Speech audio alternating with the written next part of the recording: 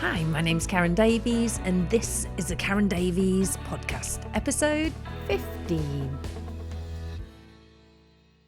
We all know that I have an appreciation of physics. I mean, I'm an engineer. Why wouldn't I? For me, physics is like Stockholm Syndrome, which is a condition whereby hostages develop a psychological bond with their captors. In this case, physics was my captor and I was a hostage. When you're studying engineering, you have no choice but to learn physics and maths. Up until the age of 30, I had a hate relationship with physics. But having slaved away to get my engineering degrees, we now have more of a tolerate relationship. So, why am I talking to you about physics on a coaching podcast? Great question. I recently heard someone talk about the region beta paradox, only they called it the beta region paradox, and they explained it not very well. So, I'm here to explain what it is because it's very interesting and very relevant to us. The region beta paradox is a thought experiment in physics, and it happens when people stay within their comfort zones instead of taking action to challenge their circumstances. The reason for this is all because they do not perceive their current situation as being bad enough to warrant a change. Let me give you an example. Have you ever been complaining to your friend about a situation, either at work or in your private life? You know, things like, I hate my job, my boss is a moron, or I've been dating that guy or gal for a while and I'm just not that into them. And then your friend, the one that you've been complaining to, turns to you and says, why don't you get a new job? Or why don't you just break up with them then? And then you do nothing.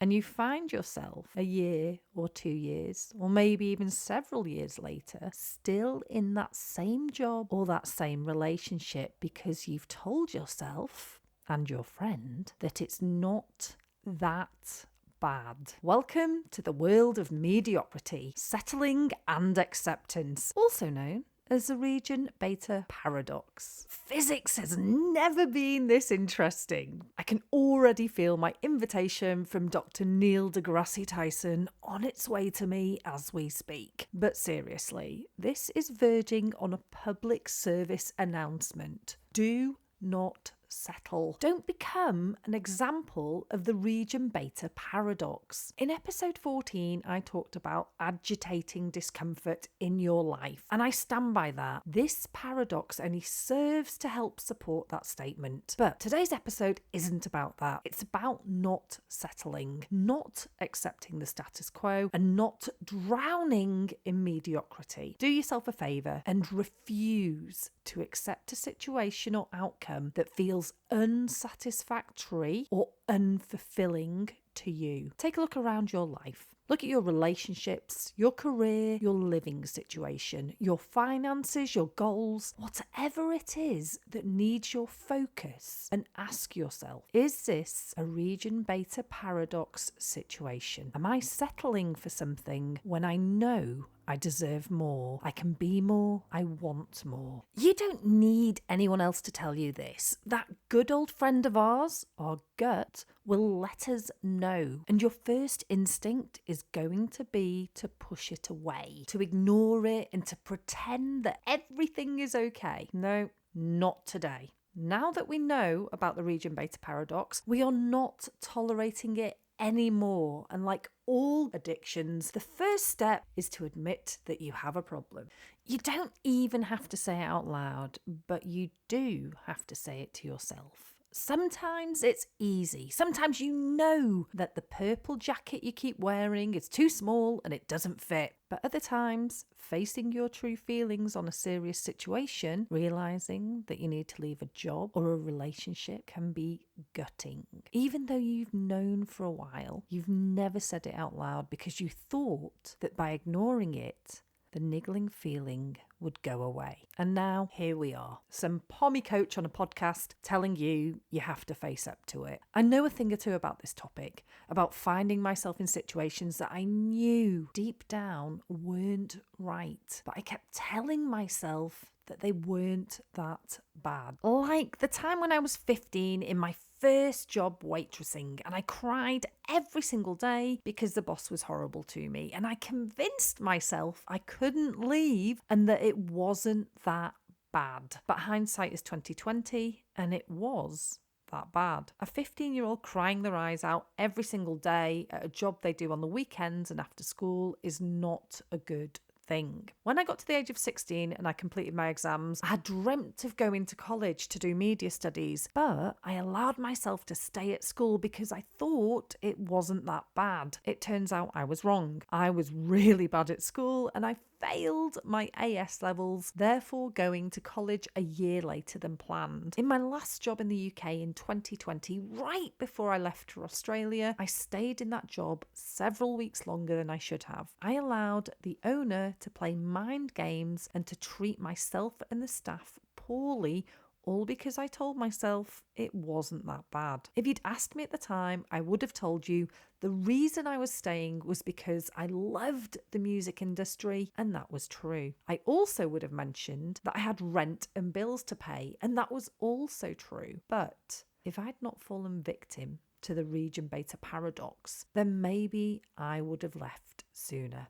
That being said, when I did finally build up the courage to leave each of these situations, I opened myself up to being available for something much better. My standards got higher, my boundaries became more defined, and I was able to go on to better situations. And you can too. The human brain is an amazing thing, and it can make you believe things that might not necessarily be true, which is a good and a bad thing. If you convince yourself that you can do something, for example, get a job that you secretly thought might be out of reach, or find a way to visit that country that you'd always wanted to visit but you thought you might never be able to go, then that's great. But your mind can also trick you into thinking and believing that things aren't that bad. And whilst that can be a great survival mechanism in the short term, in the long term, it can lead to negative thoughts and feelings of something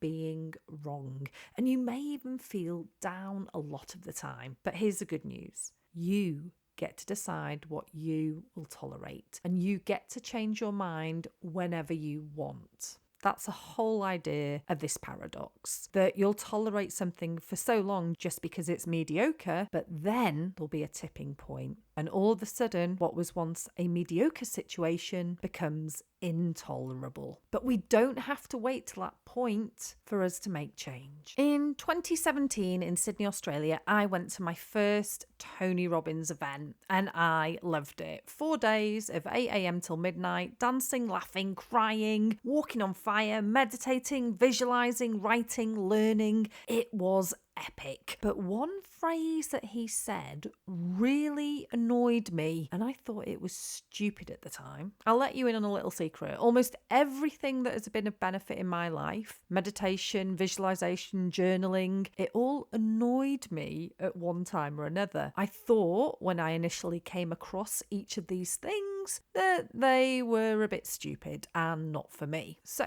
here I was at this Tony Robbins seminar, having an amazing time in the coldest room you've ever been in your life. Apparently Tony likes it that way. And Mr. Robbins himself said the following phrase: if you want to take the island, you have to burn the boats. I was like, hang on a minute. Firstly, I'm not okay with invading islands. But secondly, why would you burn a perfectly acceptable and effective fleet of boats? It's just needless destruction and waste. Now, this quote is attributed to Julius Caesar, who famously said it over 2,000 years ago when he set out from Rome to conquer England by water. The story goes that upon landing on the English coast, his soldiers soon realised that the Celts had way more men and they were vastly outnumbered. And Caesar found himself face to face with his own soldiers preparing to retreat thanks to their own fear. Caesar's men panicked and started to prepare the boats for a quick exit. At this point, Caesar knew that death lay ahead. If they got back on the boats with no supplies, then surely death awaited them.